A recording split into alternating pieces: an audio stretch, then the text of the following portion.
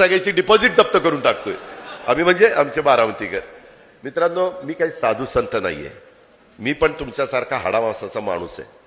मला केव्हा हुरूप येईल, केव्हा मला बरं वाटेल, केव्हा मला उत्साह येईल, ज्या वेळेस माझ्या हाकेला तुम्ही ओ द्याल, माझा शब्द तुम्ही पडून देणार नाही, त्यावेळेस तुम्ही तितक्याच हक्काने माझ्याकडे या ना, की दादा तुम्ही तिथं पारगावला येऊन सांगितलं होतं, तुझं ऐकलंय, आता हे कर.